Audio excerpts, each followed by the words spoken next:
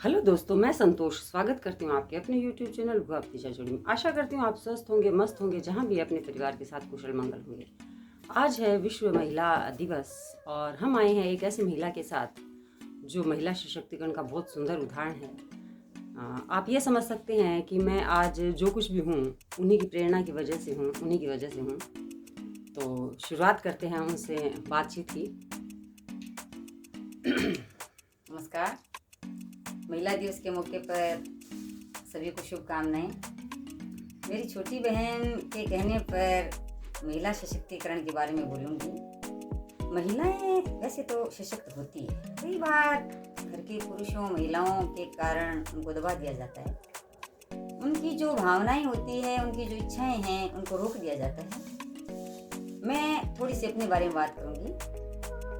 मेरा जन्म एक बहुत ही संभ्रांत परिवार, शिक्षित परिवार में हुआ।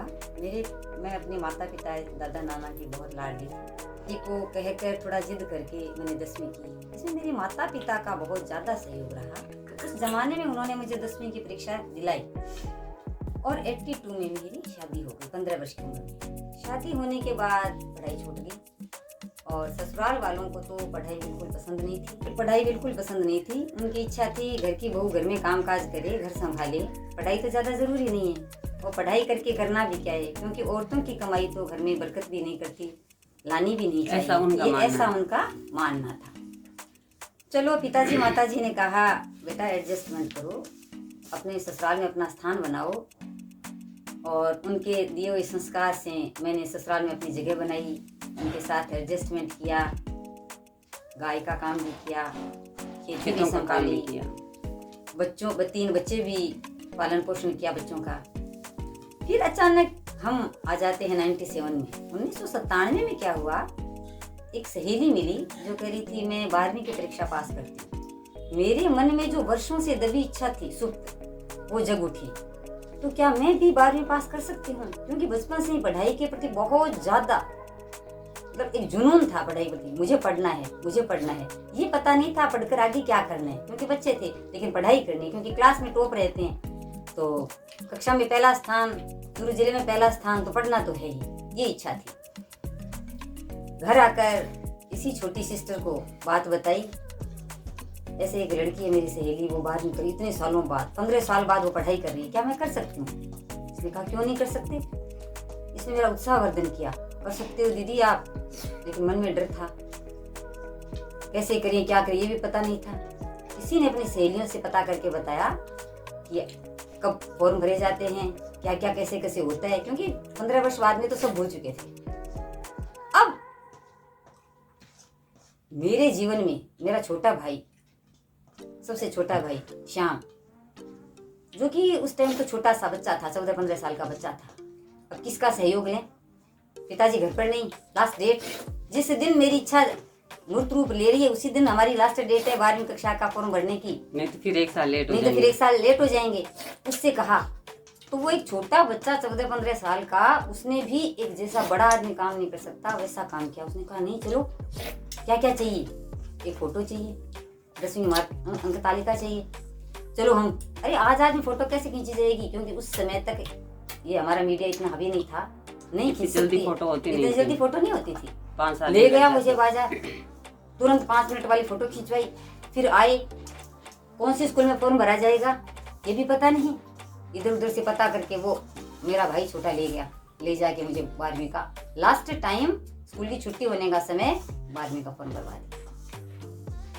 उस बात को भूल गए। परीक्षा का समय नजदीक आया तब पता चला, अरे 12वीं के पेपर अब होने हैं, क्योंकि मैं तो एक हाउसवाइफ थी, घर गृहस्थी संभालना, सास ससुर बस परिवार, यही था। मतलब पढ़ाई को छोड़े 15 साल हो चुके थे, कुछ भी पता नहीं था, पूरी पढ़ाई का तो कोई माहौल नहीं था।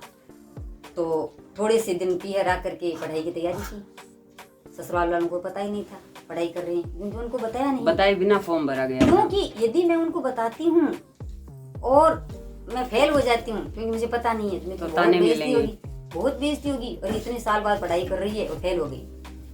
और जब 12वीं का नतीजा आया, बहुत खुशी हुई उनको। अरे हमने तो सोचा भी नहीं था, और विशेष रूप से मेरे माता पिता को तो बहुत ज्यादा खुशी हुई। उनके बच्चे सफल हो रहे थे, मेरे बच्चे सफल हो रहे हैं। और इस तरह से मैंने 97 में 12वीं की, फिर बीए की, उसके बाद बीएड का फॉर्म भरा, गांधी विद्या मंदिर से बीएड की, और ईश्वर की कृपा, मेरे माँ बाप का दिए हुए संस्कार, आशीर्वाद और मेरे भाई बहनों का सहयोग सबका रहा, और आज मैं 2005 में मेरी बाढ़ में पोस्टिंग मिली। इस उम्र में लोगों को बड़ा आश्चर्य होता था, और लोग जब बच्चे ग्रेजुएट कर रहे थे, लोग कहते भी थे इस उम्र में पढ़ाई हो सकती है क्या? आप अपने, लोग मुझे ये कहते थे, अरे आप पढ़ने की बात छोड़ो, आप अपने बच्चों को पढ़ाओ, अब बच्चों की उम्र आपकी थोड़ी है। वो शर्म भी आती थी, मेरी तो उम्र तो ज्यादा हो चुकी है, अब मैं कैसे पढ़ूंगी, क्या करूंगी। लेकिन मैं ईश्वर का बहुत बड़ा आशीर्वाद मानती हूँ कि 2005 में शिक्षक भर्ती परीक्षा में मेरा चयन हो गया। आज मैं अपने ससुराल काड़ू में राजकीय उच्च माध्यमिक विद्यालय काड़ू में कार्यरत हूँ, और मेरे बच्चे भी सब अपने अपने। अब जब इन लोगों ने इनसे कहा कि अब आपके बच्चों की पढ़ाने की उम्र है, आप नहीं पढ़ें, तो इन्होंने इस बात को बहुत पॉजिटिव लिया, बहुत सकारात्मक रूप से लिया कि बच्चों को भी पढ़ाया और खुद पढ़े, खुद सक्सेस हो गए, बच्चों को सक्सेस किया। इनका बेटा मतलब अभी लेक्चरर है कॉलेज में, और 2 बिटिया है, दोनों सरकारी सेवाओं में अध्यापिकाएं हैं। तो कुल मिलाकर घर में 4-5 लोग हैं, जिनमें से 4 सरकारी कर्मचारी हैं। तो ये इनकी मेहनत का ही नतीजा है कि 15 साल रुक कर पढ़ाई की और बच्चों को सफल किया। पहले खुद सफल हुए, फिर बच्चों को सफल किया, और मुझे भी प्रेरित किया। 2005 में जब इनका सिलेक्शन हुआ तो मुझे प्रेरणा मिली कि जब दीदी कर सकते हैं 15 साल छोड़कर, तो मैंने तो अभी 12 साल ही छोड़ा है, 12 साल का ही गैप आया है, और मैंने फिर शुरुआत की, और आगे की कहानी आपको पता है। तो इस प्रकार आप देख सकते हैं कि एक महिला जब अपने आप पे आ जाए, जब कुछ करने पे आ जाए, तो वो सब कुछ कर सकती है। इन्होंने खेती का काम भी किया, पशुओं की देखभाल भी की, वृद्ध सासू माँ थी उनकी भी सेवा की, और 3 बच्चों का पालन पोषण भी किया। तो इतना सब कुछ करके उसके बाद अपने आप का सरकारी सेवा में चयन कराना एक बहुत बड़े गर्व की बात है, और मुझे इस बात का गर्व हो रहा है कि मैं इनकी छोटी बहन हूँ। धन्यवाद। यदि आपको हमारा वीडियो पसंद आया है तो लाइक करें, शेयर करें, सब्सक्राइब करें और कमेंट जरूर करें। आगे मिलते हैं ऐसी किसी एक और कहानी के साथ जो महिला सशक्तिकरण का बहुत सुंदर उदाहरण होगी। धन्यवाद।